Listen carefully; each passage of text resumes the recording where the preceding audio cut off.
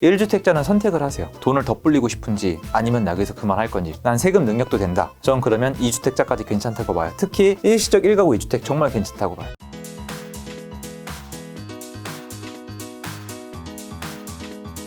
자, 올해 부동산 시장은 이제 어떻게 보면 아까 말씀드렸을 때는 좀 더 여전히 오를 여지가 있다고 말씀해 주신 것 같은데, 지난번에도 물었던 질문을 요거 일단 확인을 하면서 넘어갈게요. 그러면 이제 지금 무주택자와 1주택자, 4주택자들의 지금은 어떻게 되는지. 무주택자 사셔야 되고요. 네. 청약 넣지 말고 그냥 사세요. 이게 지금 보면 청약 시장도 여러분 청약 넣는다는 건 뭐예요? 전세로 버티겠다는 건데 그렇죠. 과연 어떨지 이게 몇 년이 걸릴지 모릅니다. 그쵸. 아무도 책임 안 져요. 1주택자는 선택을 하세요. 돈을 더 불리고 싶은지 아니면 여기서 그만할 건지. 중요한 건 세금이에요. 세금과 나의 성격이 중요한데 난 세금 능력도 된다. 요새 벌이도 괜찮다. 전 그러면 2주택자까지 괜찮다고 봐요. 특히 일시적 1가구 2주택 정말 괜찮다고 봐요. 1주택자 중에서 가만히 있어도 되시는 분들은 내가 지금 살고 있는 집이 내 최종 목적지인 경우에 사실 필요가 없어요. 사실 그분들은 솔직히 제 얘기 듣지도 않아요.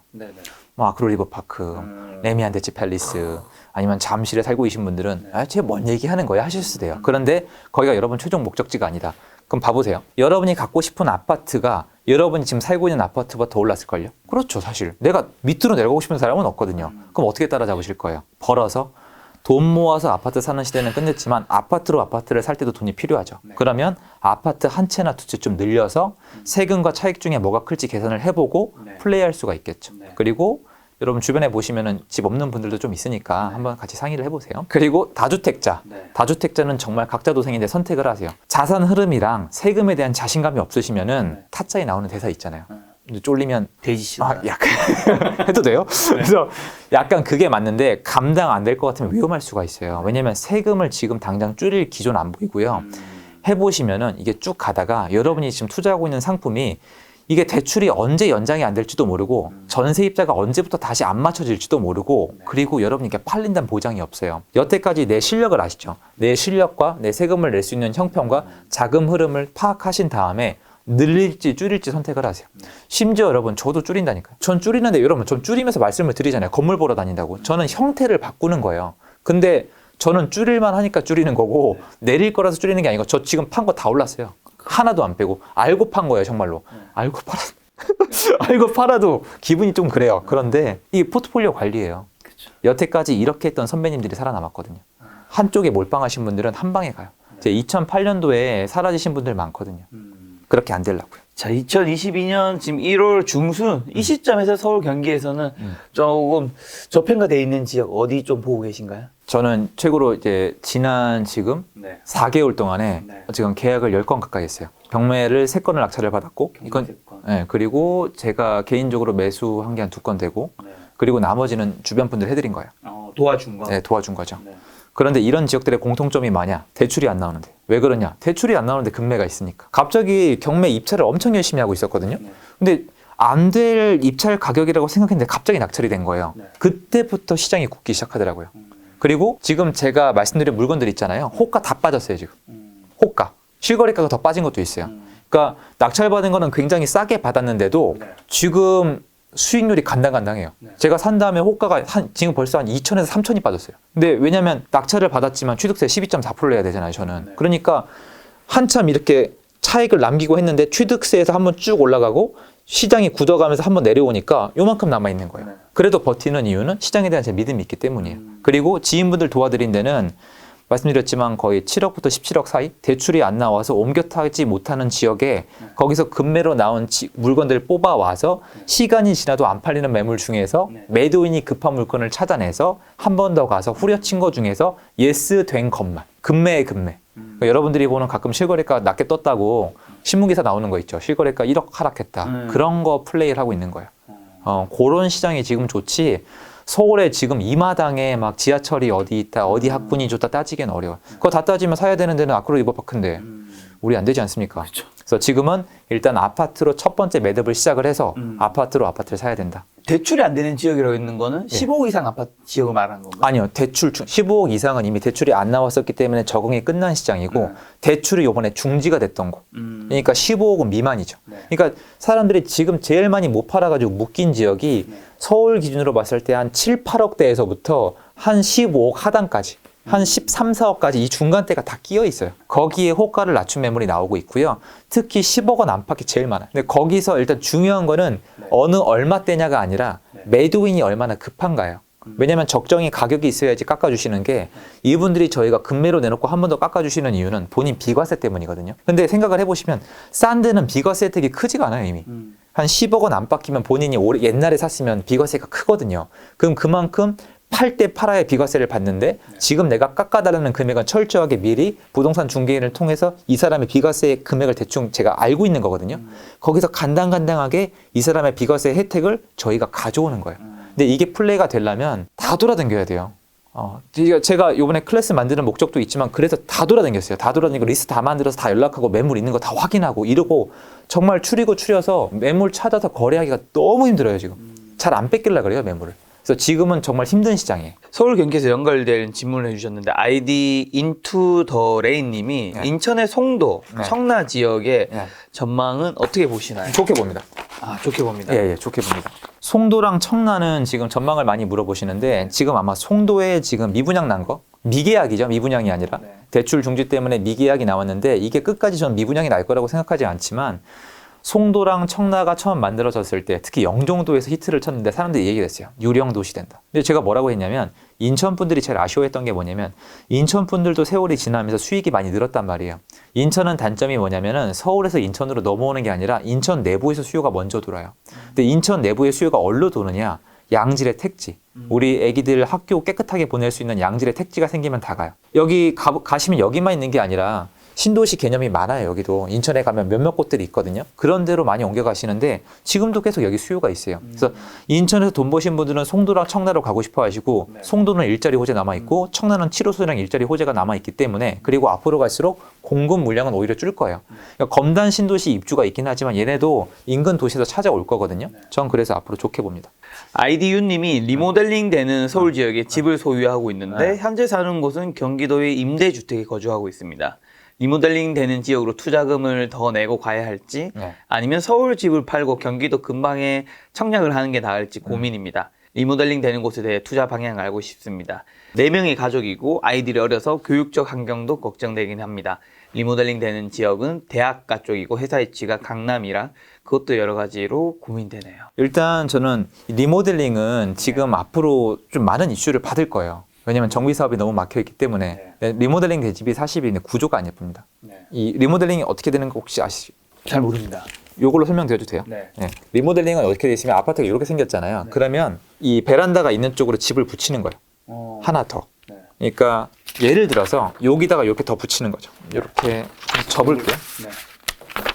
요 집이 리모델링 되면은 베란다 쪽으로 집을 이렇게 붙이는 거예요. 그 문제가 뭐냐면 이게 에일리언 머리처럼 길어지죠. 중간에 해가 안 들어와요. 그러니까 신축 아파트를 리모델링 아파트가 따라갈 수가 없어요. 그래서 리모델링하기 제일 적합한 아파트는 처음부터 정사각형이 좋아요. 처음부터 정사각형인데 앞에 붙여봤자 이렇게 되는 거잖아요. 그러니까 이것도 좀 보셔야 되는 게 이게 지금 개포동에 리모델링 한 아파트도 있는데 구조가 안 예뻐요 사실은 제가 봤을 때는. 그래서 일단 그건 확인을 하셔야 돼요. 이게 앞으로 수요가 있을지. 하지만 어쨌건 리모델링 된 서울집이 전 좋다고 보거든요.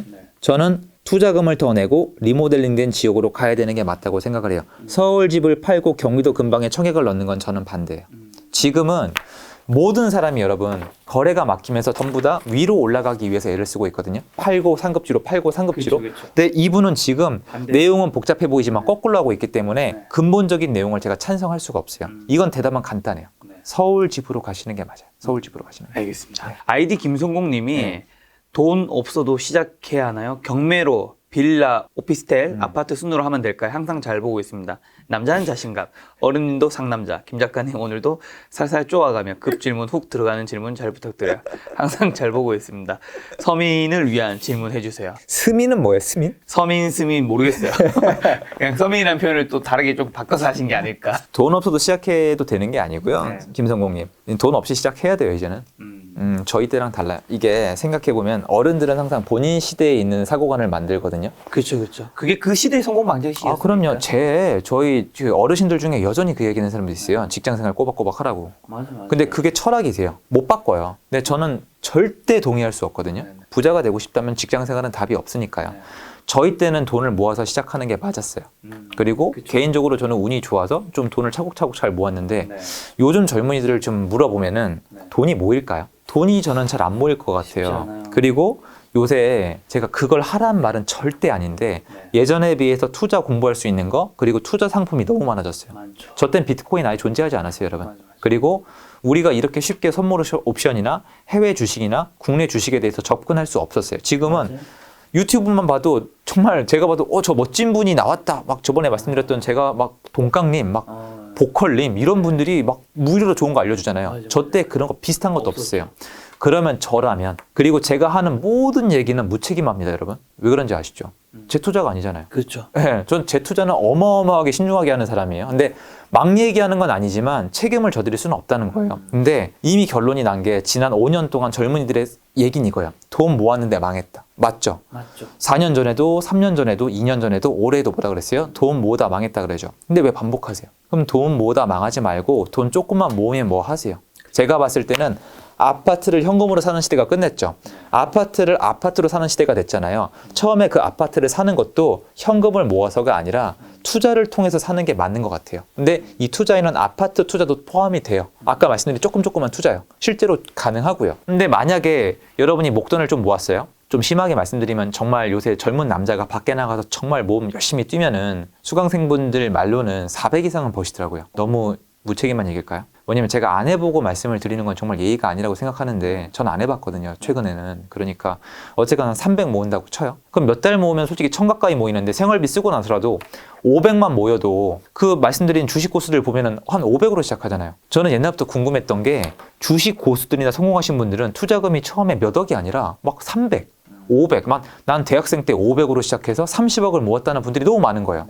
그게 왜 그런가 해서 만나보니까 실력이더라고요. 그리고 시행착오더라고요. 그래서 시행착오를 빨리빨리 많이 겪고 한 분야에서 성과를 내신 분들이 비트코인으로 지금 젊은 분들이 강남에 건물도 사고 주식으로 돈 모아서 강남에 아파트도 사는 건데 많은 분들이 여전히 옛날 저희 때 방식으로 돈을 모으고 있잖아요. 그러니까 그게 아니라 말씀대로 빨리 시작을 하세요. 그런데 순서는 틀렸어요. 순서는 아파트부터입니다. 아파트가 가장 쉽기 때문이죠. 예, 아파트가 제일 쉽다는 이유는 제가 다 제끼고 말씀드릴게요. 잘 팔려요. 부동산의 최고 리스크는 가격 하락이 절대 아니에요. 안 팔리는 겁니다. 죽을 맛이죠. 그런데 오피스 지금 인기 좋죠. 빌라 지금 인기 좋잖아요.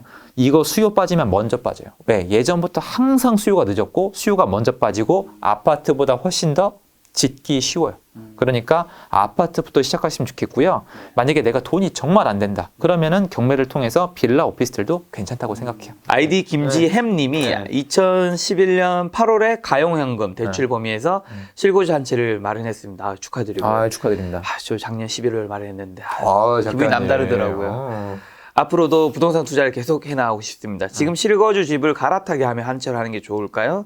소액 아파트, 다주택자 포지션 하는 게 좋을까요? 이 부분 질문은 한마디로 그 1주택자에서 갈아타기를 하면서 좋은 데로 가는 게 낫겠느냐? 아니면 다주택자 포지션으로 가는 게 낫겠느냐? 제가 가장 많이 받는 질문이에요. 네. 이제 이게 제가 아마 포션이 제일 많아요, 이 질문이. 그러니까 지금 집은 한 채 마련을 했는데 그렇죠. 해보니까 감이 온 거예요. 아, 부동산 괜찮네랑 감이 오신 거예요. 그럼 고민이 될 수밖에 없죠. 이 고민을 안 하신 분이면 다주택자 포지션을 고민을 했을 리가 없어요. 주택 좀 늘려봐. 아, 또 세금이 있다는데 하지 말까? 지금 한 채도 괜찮은 거 아니야? 이 생각을 하시는데 이거는 100% 선택의 영역이에요. 100%. 왜냐면 이거 알고 싶으시잖아요, 김지혜님. 내가 미래에 자산을 더 늘리는 방법이 지금 이대로 머무는 것입니까? 아니면 주택을 늘리는 것입니까? 라고 물어보시는데 일단 첫 번째로 김지혜님은 다주택자가 돼서 유리한 포지션이에요. 왜냐면은 하나의 주택을 가지고 지금 자산의 기본 틀을 만들어 놨기 때문에 안정돼 있어요. 그리고 추후에 어떻게 될지 모르지만 내가 갖고 있는 하나의 집을 통해서 레버리지를 또 일으킬 수 있어요. 지금은 안 된다고 느끼시겠지만 전세가도 올라갈 것이고 대출이 풀리면 그걸 자담 대출로 활용이 가능합니다. 당연히 해보고 말씀드리는 거니까 믿어도 됩니다. 그리고 이런 금간이 있는 상황에서 주택을 늘려나간다면 리스크가 덜하거든요. 근데 문제는 얼마나 더 늘려나가냐는 거예요. 갈아타기는 일시적 1가구 2주택을 말씀하시는 거고 다주택자는 만약에 투자를 하시겠다는 건데 사실 아까 다 나와 있죠. 제일 안정된 포지션은 1주택이나 일시적 1가구 2주택이에요. 근데 일시적 1가구 2주택도 1주택보다는 덜 그러니까 리스크가 커요. 왜냐면은 요새는 밖에서 둘 다 조정지역이면은 첫 번째 집 사고 1년 이후에 두 번째 집 산 다음에 첫 번째 집을 1년 이내에 팔고 두 번째 집을 1년 이내에 입주를 해야 돼요. 왜 이렇게 만든 거야? 그래서 죄송합니다. 어쨌건 이렇게 해야 되는데 힘들어요. 그러니까 일시적 1가구 2주택을 내가 받고 싶은데 첫 번째 주택을 1년 이내에 파는 게 쉽지가 않아요, 생각보다. 그러면 좀 나쁘게 말씀드리면 저 같은 애들의 타겟이 될 수가 있는 거예요. 후려치는 거예요. 기껏 올렸던 거 받으려고 했더니 한창 오르고 있는데 더 오를 것 같은데 1년 이내에 팔라고 팔았더니 더 올라버려. 이런 경우가 생겨요. 그래서 나중에 매도 시점까지 여유가 있는 건 1가구 1주택이에요. 그 다음 리스크가 있는데 1가구 2주택이에요. 그런데 1가구 2주택으로 할 거면 계속 옮겨 탈 생각을 하셔야 돼요. 그래야 내가 팔고 난 다음에 또 올라간 그 아쉬움에 대해서 보상을 받아요. 다주택자는 아까 말씀드렸지만 세금 계산 그리고 이거 명심하세요. 자, 저희 선생님이 바빠요. 연봉도 높아요. 바빠 죽겠고 하루 종일 분주한데 제가 아까 말씀드렸죠. 다주택자, 소소한 주택 다주택은 노가다라고. 이거 할 각오 없는 분들은 하지 마세요, 그냥. 이 바닥 쉬운 바닥 아니에요. 진짜 하이에나 메뚜기꾼들이 그냥 야금야금 하고 다니는 곳이에요. 여러분이 혐오하시는 그 투기꾼들 있죠? 여기 다 있습니다. 돈 안 되면 쳐다도 안 보고 가성비 안 좋으면 바로 뒤에서 뒤통수 때려요. 이런 바닥에서 살아남으려면 여기에 선택과 집중을 하셔야 돼요. 무슨 말이냐? 내가 하루에 낼 수 있는 시간이랑 에너지가 별로 없다. 그럼 전 추천 안 드려요. 세금을 낼 수 있다 해도 추천 안 드려요. 그런데 나는 재테크 공부할 수 있는 시간, 돌아다니는 시간, 도와줄 사람이 충분히 있고 세금도 낼 수 있고 자금 흐름도 된다. 그리고 나는 지금 목마르다. 내가 원하는 집을 살려면 빨리빨리 자산을 채워야 된다. 그러면 하세요. 어떻게 보면 자기 좀 환경과 의지가 좀 있어야지 좀 그쵸. 그쪽으로 할 수 있는 수익과 거지. 리스크는 비례할 테니까. 자, 아이디 말티즈 백사자 럭순이 님이 사정이 있어서 가족과 공동 명의로 제 명의가 있어서 청약도 어렵고 1주택을 사면 1가구 2주택이 될까 봐 애매한데 그래도 부동산 투자를 하는 게 나을까요? 세금이 너무 비싸져서 겁이 났어요. 대출도 그렇고. 이런 분은 어떻게 해야 될까요? 근데 자기 명의로 이제 공동 명의로 이제 들어가 있는 거죠, 하나가. 예. 거기서 지금 자기만의 명의로 하나를 사고 싶은데 그럼 2주택이 되면서 좀 애매하다 생각하신 것 같아요. 그렇죠. 세금에 대해서 분명히 부담이 있으실 것 같아요. 그리고 가족과 공동명의인데 이 고민을 하신다는 거는 이걸 누구한테 넘기거나 쉽게 팔 수 없다는 뜻이죠. 그렇죠. 그분한테 돈을 받고 한 다음에 이미 했겠죠. 예, 예. 저는 어떤 걸 추천을 드리냐면 지금 만약에 한 채 더 하고 싶으신 게 투자라면은 이 상황에서는 답변이 이거밖에 없어요. 법인으로 사시면 12.4%예요. 그걸 뭘로 녹일 수 있냐? 경매로 녹일 수 있어요. 근데 경매로 녹여도 경매를 받아도 법인은 대출이 안 나와요. 그러니까 아마 이방 사방이 다 막히실 거예요. 원하신다면 제가 봤을 때 가능하다면 일단 가족한테 파는 거고. 그렇죠. 가족한테 그게 제일 베스트인 넘겨주거나 거죠. 증여하거나 아니면 어떤 식으로 이 주택을 처분하고 자유의 몸이 되는 게 좋고 그것도 싫다면 일시적 1가구 2주택을 이용하시는 수밖에 없어요. 근데 일시적 1가구 2주택을 이용하면 어떻게 되느냐? 가족과의 공동명의인 이 집을 팔아야 돼요. 안 된다는 뜻이에요. 그러니까 이분은 이런 상황이면 사방이 묶이기 때문에 저는 빨리 자유가 되는 걸 추천을 드리거든요. 어떻게 빨리 자유가 되죠? 이걸 팔아버려야죠. 안 팔릴 수도 있고 근데 이 나머지 명의인 가족에겐 팔 수 있잖아요. 그거는 가능할 건데 이거는 세무사랑 상담을 한번 해보셔서 세금을 좀 어떻게 풀 수 있을까라는 생각을 해보셔야 될 것 같고 저라면 이거 탈출해요. 가족 이게 찾아서 이 공동명의인 가족한테 손해를 안 줄 수 있는 길을 찾아낸 다음에 어느 정도 리스크를 내는데 이게 중요해요. 내가 이 가족한테 내가 자유의 몸이 되는 대신에 이 가족이 뭔가 부담을 해야 될 거예요. 세금이다 뭐든 분명히 발생을 하거든요. 그 차익이 클지 내가 무주택자가 돼서 얻을 혜택이 클지 계산을 해서 내가 무주택이 된 다음에 부동산을 뭔가 더 플레이하면 얻을 게 더 크다면 과감하게 하셔야 돼요. 지금은 막 우물쭈물하면 무조건 대출이랑 세금이 더 안 좋아지고 있기 때문에 그럴 시간 없어요. 그거 비교해 보세요. 그러면 5대 강력시는 지금 현재 부산, 대구, 강주, 울산, 대전은 좀 어떨까요? 지금 뭐 제 친구는 제가 고향이 이제 대구라서 대구는 뭐 지금 살얼음팔이라는 얘기도 좀 들리고 있는데 대구는 조금 싸늘하죠. 입주가 있기 때문에. 올해 좀 어떻게 보시나요? 대구요. 대구에 대한 질문을 되게 많이 하시는데 대구는 사실 제가 대구를 접근했던 곳은 대구에 있는 어떤 메인 아파트가 아니라 유동성이라 그래서 투기꾼들이 좋아하는 짜투리 아파트가 있어요. 1억 원대에 정말 싼 조그만 아파트들은 솔직히 시세가 좀 따로 놀거든요. 심지어 대구는 그 중에서 지금 오르는 아파트도 있어요. 투기꾼들이 들어와서. 근데 입주가 있는 동안은 내려갈 건데 생각을 해보시면 여기서 이 얘기를 꼭 해드려야 돼요. 여러분은 생각을 해보시면 아파트가 올라갈 때 사는 게 좋아요? 내려갈 때 사는 게 좋아요? 뭐 많은 분들은 올라갈 때 사고 싶고 내려갈 때는 사기가 싫잖아요. 그렇죠. 그런데 사람들은 집을 깎아서 싸게 살고 싶거든요. 근데 올라갈 때 안 깎여요. 내려갈 땐 깎인단 말이에요. 근데 대구가 지금 입주가 한동안 있어요. 그런데 내가 여기 실거주를 원하신다면은 저는 깎아서 사는 게 맞다고 봐요.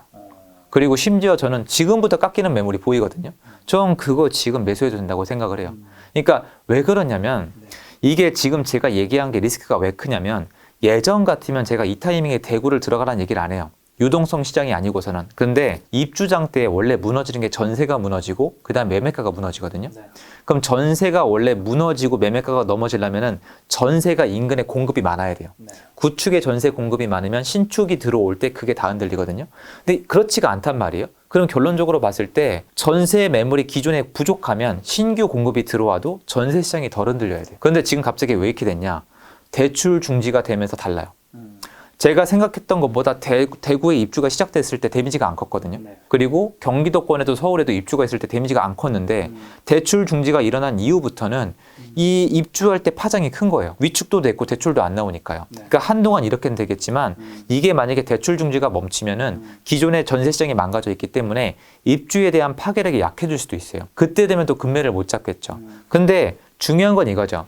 어차피 바닥은 못 맞출 거고 대구 시장이 하락한 다음에 상승을 다시 안 할 거란 질문인데 저는 다시 올라갈 수밖에 없다고 생각을 하고 대구는 여태까지 매번 그랬어요. 그래서 일단 고분양가는 피하셔야겠지만 새로운 걸 사라는 게 아니라 이 고분양가든 어쨌건 신규 공급이 있는 것 때문에 평소에 대구에도 구축에 좋은 게 많거든요, 지금. 거기에 가서 깎아서 내 집 마련하는 건 좀 괜찮다고 봐요. 근데 광역시 중에 사고 싶은 우선순위는 역시나 다시 한번 말씀드리지만 네. 마지막이에요. 마지막. 네. 5위. 5위. 순위 한번 다시만 정리해 볼까요?